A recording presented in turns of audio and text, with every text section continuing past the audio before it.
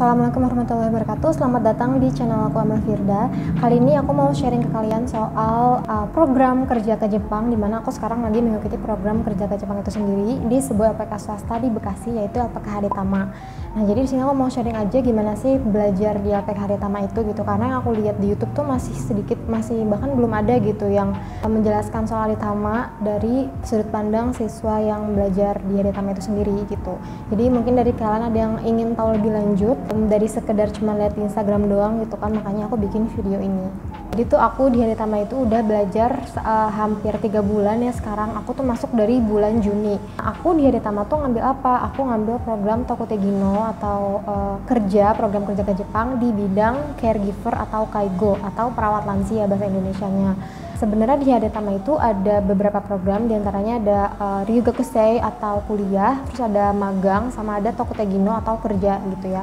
Untuk bidangnya sejauh ini yang aku tahu cuman menerima caregiver aja atau kaigo aja, dan untuk perempuan guys gitu ya. Nah, mungkin aku mau cerita dulu gimana sih awalnya aku bisa nemu Hadetama, terus akhirnya bisa mutusin, bisa ngeyakin buat masuk di LPK Hadetama ini gitu.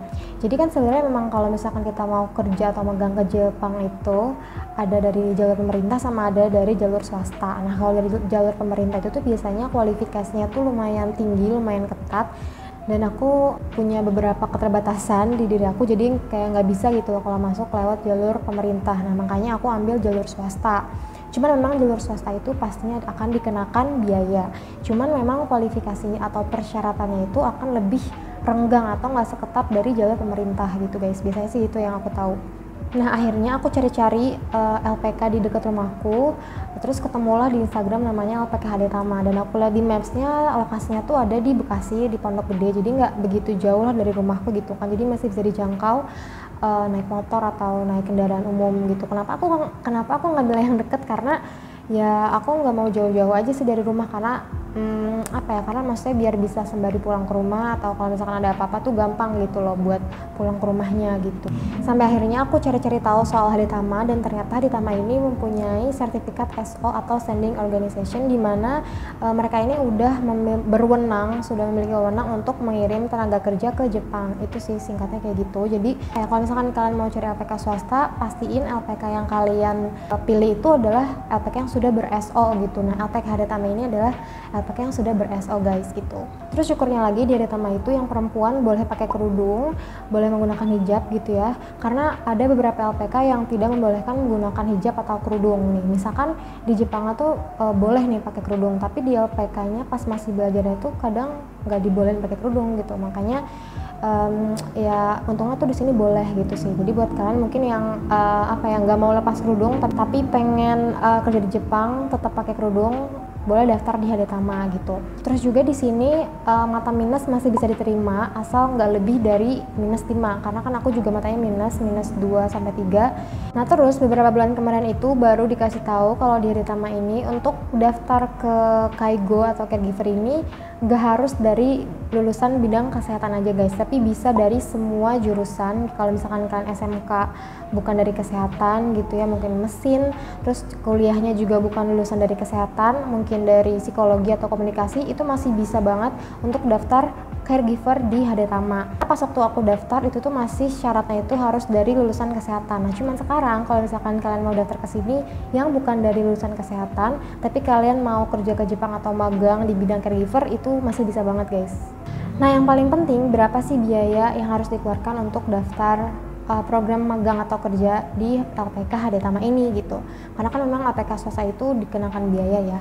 Nah, untuk biayanya sendiri kalian lebih rincinya ya, kalian bisa langsung tanya aja ke admin Hadetama yang ada di Instagram. Tanya-tanya apa aja di situ soal biaya atau soal pakai gitu ya. Itu bebas karena adminnya juga baik banget, jadi jangan malu buat nanya gitu. Apalagi untuk masalah biaya. Karena mereka juga pasti ngerti gitu kalau biaya itu adalah salah satu dari pertimbangan kita untuk bisa daftar ke sini gitu kan, untuk bisa memutuskan masuk apa enggak nih gitu. Jadi makanya jangan malu, jangan takut buat tanya soal biaya.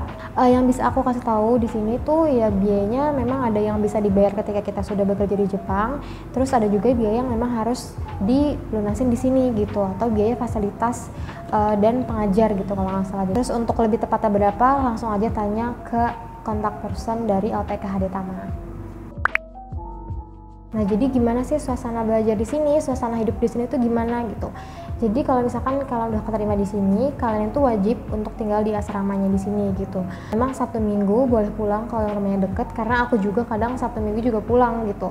Tapi Senin sampai Jumat itu wajib tinggal di asrama, karena memang kita juga jam belajarnya tuh lumayan padat sih kalau menurut aku ya, dari pagi jam 8 sampai dengan jam 5 sore gitu. Dan malamnya itu tuh kita ada tugas, kemudian belajar untuk materi selanjutnya gitu kan. Belum lagi ngurusin kayak cucian baju, terus makan malam apa segala macam, kayak ngurus apa-apa itu tuh padat banget gitu loh dalam sehari. Terus ada piket juga, piket kelas juga gitu loh. Jadi lumayan padat lah gitu, dan bakal nggak keburu sih kalau misalkan pulang pergi gitu. Tapi memang nggak dibolehin juga gitu kan kalau pulang pergi. Di sini juga suasana asramanya, suasana LPK-nya tuh menurut aku kayak nyaman, ramah, terus tapi tetap disiplin, ada aturan-aturan tertentu. Terus kita juga membiasakan salam-salam ala orang Jepang gitu kan, dibiasakan dari sini. Tapi suasananya tuh tetap ramah, tetap tenang, dan bukan suasana yang kayak serius, yang tegang banget kayak mencekam gitu, enggak.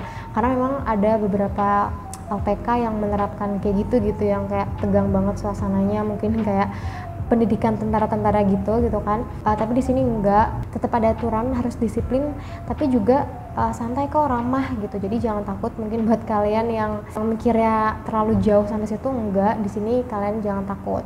Nah, cuman memang di sini kita itu sebelum belajar atau sebelum masuk kelas, kita tuh diwajibkan untuk nyerahin HP kita, kayak nitipin HP kita gitu. Jadi kita tuh di kelas nggak boleh megang HP, nggak boleh main HP, jadi harus dikumpulin. Nanti sampai jam 5 sore gitu kita baru bisa ngambil HP kita gitu. Jadi ya biar fokus lah belajarnya kan di kelas gitu. Jadi kita nggak boleh main HP di kelas.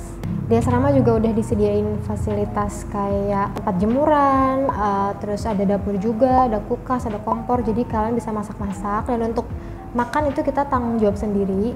Jadi biaya yang kalian bayar di awal itu belum termasuk dari biaya makan atau hidup jajan di sini gitu ya. Oke, mungkin segitu aja yang bisa aku share di sini soal PKHD Tama. Semoga bisa bermanfaat buat kalian yang mungkin lagi cari-cari informasi nih soal PK swasta gitu kan. Semoga bisa membantu. Makasih yang udah nonton dari awal sampai akhir. Dadah, assalamualaikum warahmatullahi wabarakatuh.